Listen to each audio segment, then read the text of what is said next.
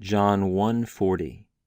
Ein Andreas ha adelphas Simonas Petru, heis ekton dua ton akusanton para Ioannu kai akaluthesanton auto.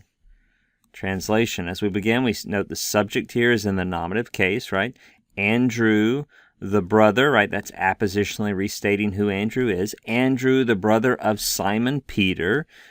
All of that is our subject. Andrew, the brother of Simon Peter. And then here's our verb, ein. Ain't you seen that before? Indeed you have, right? Look down here below. This is the imperfect of me. Remember your endings there. Amain, ace, ain, or the forms rather. I was, you were, he was, or it was, right?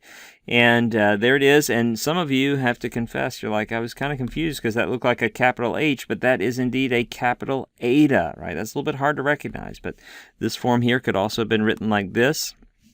Why is it written with a capital letter? Because I cut and pasted it from a Bible software program where it was capitalized. Why was it capitalized in the Bible software program?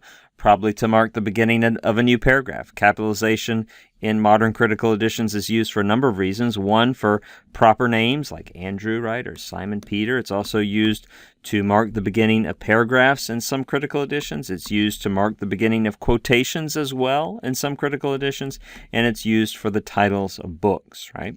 So going back to the verse here, Andrew, the brother of Simon Peter, was one of the two, right, those two disciples, one of those two who had heard from John and had followed him and had followed Jesus. So Andrew was one of these two disciples who had, originally John the Baptist's two disciples, who had heard from John and who had followed him, who had followed the him there is, of course, within context, Jesus.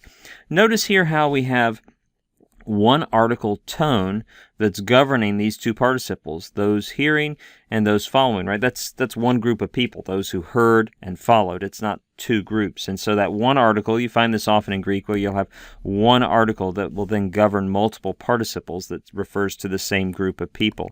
Both of those participles, if you look at them, see the sigma alpha there, sigma alpha. Both of these participles are aorist active participles. Look at the ending. Both of them are genitive masculine plural. The article does that work for you right there. Genitive masculine plural. And they're being, why are they in the genitive? Well, because they're following the preposition ek, and ek is always followed by the genitive. And then they're further modified, right? They're substantive participles functioning like nouns. They're further modified by the two there. Two, right? Two of those who had heard from John and who had followed him. Finally, this last word here, don't forget that the verb akalutheo takes a dative object, and that's why the personal pronoun auto, referring to Jesus here, is in the dative.